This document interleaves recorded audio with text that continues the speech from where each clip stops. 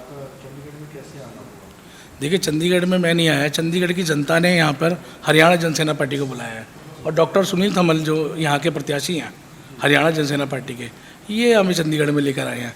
और चंडीगढ़ में आने के बाद हमारा जो अनुभव रहा बड़ा बैड रहा, क्योंकि जनता के जो मुद्दे हैं वो ना तो कांग्रेस ने पूरे किए ना बीजेपी ने पूरे किए।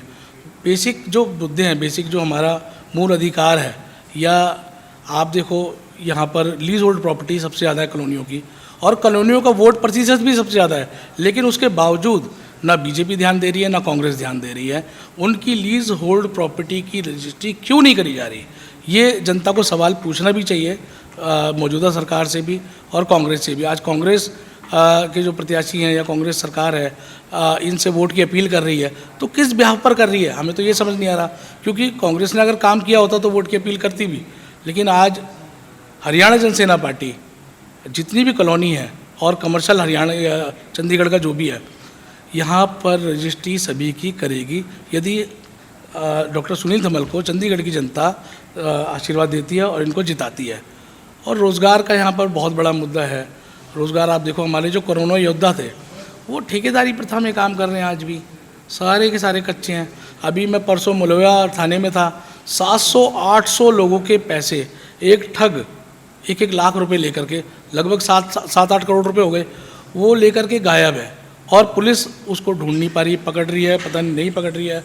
वहाँ पे मैं पहुँचा तो उन लोगों को बहकाया जा रहा है, कभी बोलते हैं इस थाने में है, कभी उस थाने में है। तो प्रशासन को सही से काम करना चाहिए। 700-800 लोगों के जो पैसे वो ठग लेके भगा है उससे दिलवाने चाहिए उनका, और नौकरी इन सभी को पक्की मिलनी चाहिए, एटलीस्ट कोरोना योद्धाओं को। जो म्यूनसिपल कॉरपोरेशन चंडीगढ़ के जो लोग हैं, जो कर्मचारी हैं, उनको नौकरी मतलब ठेकेदारी से हटा करके परमानेंट करना चाहिए। और नई भर्ती की यहाँ पे बहुत ज़्यादा ज़रूरत है, तो नई भर्ती भी यहाँ पर करनी चाहिए। देखिए, हरियाणा जनसेना पार्टी की मुहिम भी है, अपना मकान कम से कम सबका हो और हर घर में एक रोज़गार हो, ये हरियाणा जनसेना पार्टी की मुहिम भी है। और इस पर हरियाणा जनसेना पार्टी बहुत दिनों से आवाज़ भी उठाती है। आप देखो, हरियाणा में या दिल्ली में बहुत सारी अनऑथराइज कॉलोनीज़ हैं, उन कॉलोनीज़ को पक्का क्यों नहीं करा आज तक कांग्रेस ने? कांग्रेस ही सबसे ज़्यादा सरकार में रही है, लेकिन कांग्रेस ने उन कॉलोनी को पक्का नहीं किया। इवन उस पर राजनीति करती आई है कांग्रेस और बीजेपी, केवल राजनीति करने का मुद्दा उन कॉलोनीज़ को बनाया गया है। हरियाणा जनसेना पार्टी यदि सत्ता में आती है तो उसको कॉलोनियों को सभी को पक्का किया जाएगा और घर घर तक रोज़गार पहुंचाया जाएगा। देखिए, हमारा जो चुनाव चिन्ह है वो चुनाव चिन्ह है गन्ना किसान। हरियाणा जनसेना पार्टी का चुनाव चिन्ह है गन्ना किसान। तो मैं सभी से यही अपील करूंगा, हमने 3 प्रत्याशी खड़े करे हैं, एक साउथ दिल्ली से, एक अम्बाला से, एक चंडीगढ़ से डॉक्टर सुनील धमल। तो साउथ दिल्ली की जनता, अम्बाला की जनता और चंडीगढ़ की जनता से कृपया करके गन्ना किसान पे मोहर लगाएं। अगर गन्ना किसान पे आप मोहर लगाते हैं, हमारे प्रत्याशी जीतेंगे और जीतने के बाद आपकी जो आवाज़ है वो संसद तक उठाएंगे और आपको आपका अधिकार दिलाएंगे। सुनील जी, आप चंडीगढ़ में कंटेस्ट कर रहे हैं, रिवायती पार्टियों के खिलाफ क्या स्ट्रेटजी है आपकी? लोग आपको वोट क्यों दें, ये बताएं। सर, जो रिवायती पार्टियां हैं, पिछले 30 साल का इनका रिकॉर्ड देखिए, इनके पास रिपोर्ट कार्ड नहीं है, इनके पास दिखाने के लिए कुछ नहीं है।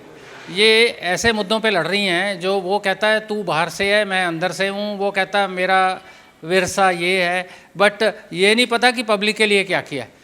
पिछले 30 साल का रिपोर्ट कार्ड बार बार पब्लिक मांग रही है, दिखाने के लिए तैयार नहीं है, कुछ दिखाने के लिए तैयार कुछ है ही नहीं। और उसके बाद बोल रहे हैं 5 साल में हम ये कर देंगे। अब सर, आप मेरे को ये बताओ कि एक नेशनल पार्टी 50 मुद्दे बता रही है हम ये कर देंगे, तो वो अपने आप में ही प्रूव कर रही है कि ये 50 मुद्दे लिए ही नहीं, पिछले 10 साल में कुछ किया ही नहीं। तो पब्लिक कैसे इनको बिलीव कर लेगी कि अगले 5 साल में कुछ कर देंगे? हमारा जो फोकस है सर, हमारा फोकस ये है कि नागरिकों की प्रॉब्लम्स को सॉल्व करना, और उसके अंदर भी हम अपनी मैनेजमेंट में उसको कहते हैं sir nominal group technique. Nominal group technique के साथ हम एक किसी प्रॉब्लम को हिस्सों में बांट लेते हैं और फिर उसके एक एक हिस्से को हम क्लियर करते जाते हैं। क्योंकि मेरे को, अगर मैं जाता हूं पार्लियामेंट में, तो मेरे को 0 आवर में ये मुद्दा उठाना होगा और वहाँ से अप्रूवल्स लेनी होगी, क्योंकि सारी अप्रूवल जो है वो सेंट्रल मिनिस्ट्री से, होम मिनिस्ट्री से है। But I will not leave any stone unturned for my citizens of Chandigarh. और सभी सिटीजन जो हैं वो वेलकम है। अपनी प्रॉब्लम्स को मेरे पास लेके आएँ, मेरा मोबाइल नंबर भी है, मैं वैसे भी वेबसाइट पे हूँ और फेसबुक पे हूँ। आप मुद्दे अपने लेके आएँ, मैं आपके घर के ऊपर अपना डिस्कस करने के लिए तैयार हूँ आपसे, और उसको एक प्रॉपर वे में डाल के कि क्या क्या असली मुद्दे हैं और उनको कैसे सॉर्ट आउट करना है, मैं आपके लिए ये सेवा करने के लिए हमेशा तत्पर हूँ।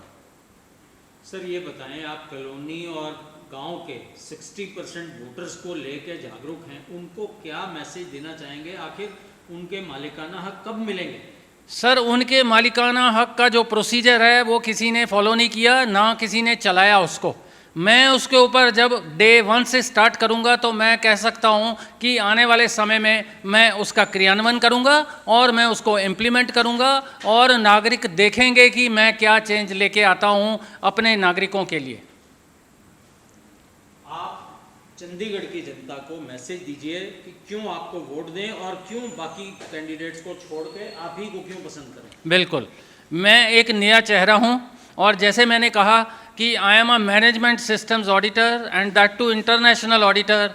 मैं 30 कंट्रीज़ के अंदर ये मैनेजमेंट सिस्टम इम्प्लीमेंट कर चुका हूँ जो कि टाइम प्रूवन है। मैं वही मैनेजमेंट प्रिंसिपल्स इस पॉलिटिक्स में लेके आना चाहता हूँ, और सभी पॉलिटिशियंस को आंसरेबल, अकाउंटेबल, अवेलेबल बनाना चाहता हूँ।